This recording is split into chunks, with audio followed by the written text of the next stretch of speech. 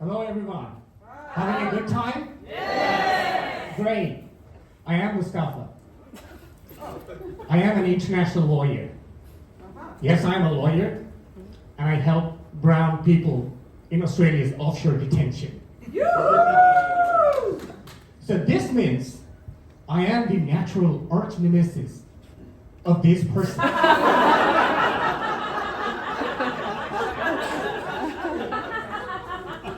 You would think that Pauline Hanson is afraid of going out in the sun. But actually, I am the thing she's most afraid of. This is how she dressed herself before going out in the sun. And this is how she covers herself when I'm around. I look at humanitarian laws and policies to see whether these are helping people who are in poverty, or maybe they are hungry, including this very poor guy. Spoiler alert, it is hindering. Usually, when I tell people about my work, my profession, they mishear and assume I was detained in Manus. And that's because us Bangladeshis do all look the same. I'm really interested in what we can do to improve the legal arrangements so that we can live in a world that's fairer for all. I moved to Perth to follow my wife, who is also a lawyer at Curtin University. She's a trade lawyer, which means she's better than me at advocacy and persuasion.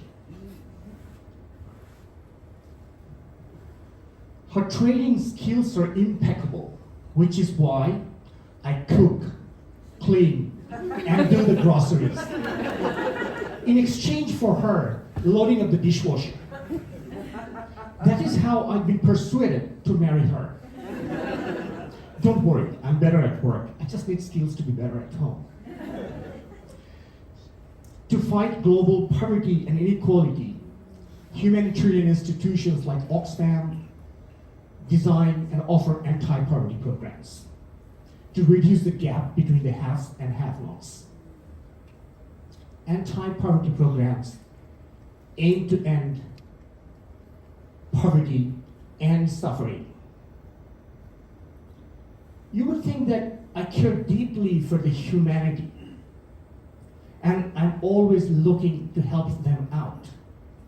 But that's not what my students think about me when I fail their international law exams.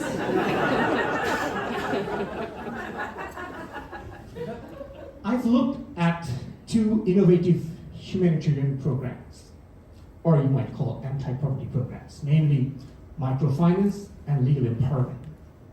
And I found that rather than reducing poverty, legal empowerment and microfinance can actually make life worse for the poorest people in the world. You would think that I should be able to come up with better programs to tackle global poverty. I would hope so.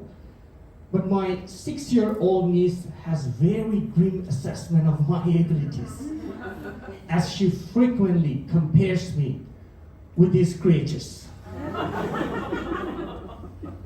Okay, you would wonder how microfinance works for the poor. Microfinance specifically targets women's poverty and inequality.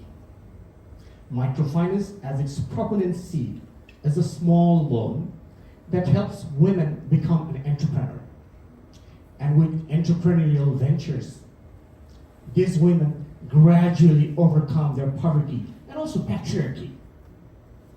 So I went to study the effects of microcredit on women in Bangladesh. And I met these very poor people in a Bangladeshi village. But when women fail to pay their installments, they get trapped in a vicious cycle of debt, as I got trapped in the everyday life of cleaning, cooking, and shopping. Microcredit is actually how women are tapped into the larger financial, and legal systems in ways that don't help with their social mobility and inequality. Women remain more or less subjected to a power structure, often controlled by men. Great men like this.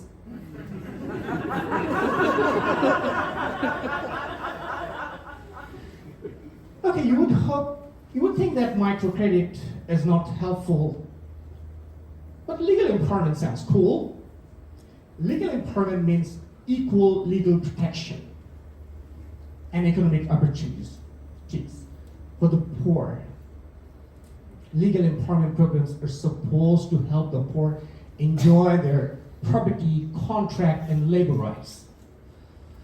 But research has found that legal empowerment programs do exactly the opposite of what it says. I mean, I do that often. I teach law. I tell my 6-year-old niece I will buy her a dollhouse. Then I back out from the promise. And instead buy myself a new jacket. I know there can't be a contract between close relations.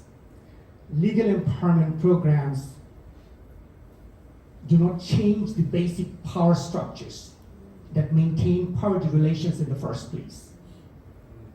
Instead of empowering the poor, legal empowerment programs reinforce the power of the rich. So yes, people running these anti-poverty programs, such as legal empowerment and microfinance, promise big for the poor, as I do with my running buddies. I promise to run an ultramarathon when I struggle to do a 5K park run.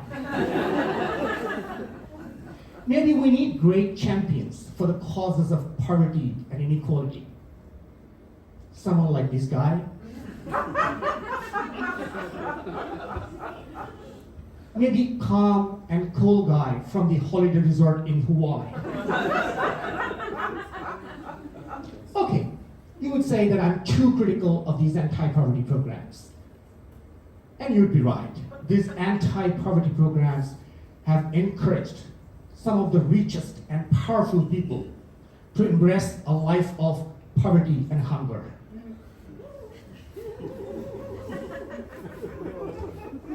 You see, global poverty and inequality, those are institutional and power complex. And anti-poverty programs do not question the legal arrangement that reproduces that power and institutional complex. You would wonder how I can make things fairer for all. I'm of little help. After all, I am pathetic to my wife, heartless to my students, useless to my buddies. Despite all my failures, I have renewed my vow to fight for the global poor, as anti-poverty institutions fight with the poor. I can see my colleagues sitting there. They're disappointed with such vows. They have had enough of me.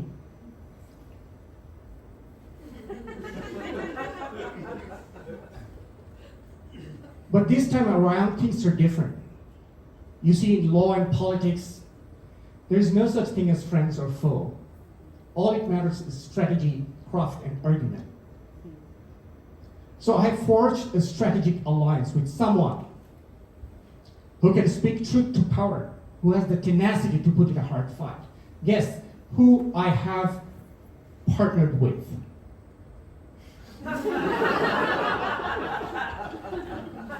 Folks, together, Pauline and I will bring back your trust in this 21st century fight for the global poor. Thank you.